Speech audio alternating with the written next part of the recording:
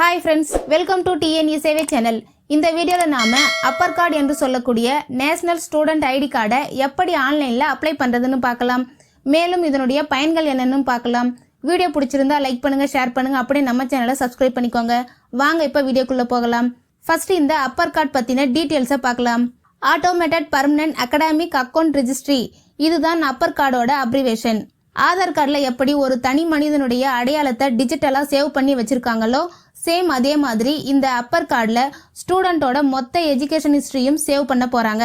India ஃபுல்லா நீங்க இந்த கார்டை எஜுகேஷன் ப்ரூஃபா யூஸ் பண்ணிக்கலாம். இந்த ப்ராசஸ் எல்லாமே ஆட்டோமேட்டடா நடக்கும். ஓகே ஃப்ரெண்ட்ஸ், இப்போ எப்படி அப்ளை பண்றதுன்னு பார்க்கலாம். நான் இந்த வெப்சைட்கான லிங்கை டிஸ்கிரிப்ஷன்ல கொடுக்குறேன். அந்த லிங்கை கிளிக் பண்ணி இந்த பேஜை ஓபன் பண்ணிக்கோங்க. இதுல இந்த இடத்துல கிரியேட் நியூன்னு ஒரு ஆப்ஷன் கொடுத்துருப்பாங்க.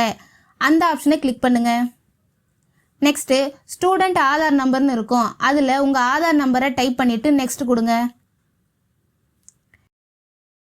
இப்போ உங்க ஆதார் கார்டுல லிங்க் ஆயிருக்க மொபைல் நம்பருக்கு ஓடிபி வந்திருக்கும்.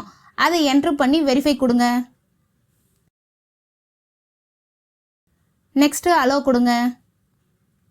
அடுத்தது பேஜ் ரீடைரக்ட் ஆகி டிஜிலாக்கர் ஓபன் ஆகும். அதுல அப்பர் கார்டு என்ற ஆப்ஷனை கிளிக் பண்ணீங்கன்னா உங்களுக்கான ஐடி கார்டு டவுன்லோட் ஆயிடும். அவ்வளவுதான் ஃப்ரெண்ட்ஸ். இந்த மாதிரியான ஆன்லைன் சர்வீஸ் சம்மந்தப்பட்ட வீடியோவை நீங்கள் தொடர்ந்து பார்க்கணுன்னா நம்ம சேனலை சப்ஸ்கிரைப் பண்ணுங்கள். பக்கத்தில் இருக்கிற பெல் பட்டனை கிளிக் பண்ணுங்கள், லைக் பண்ணுங்கள். Bye friends.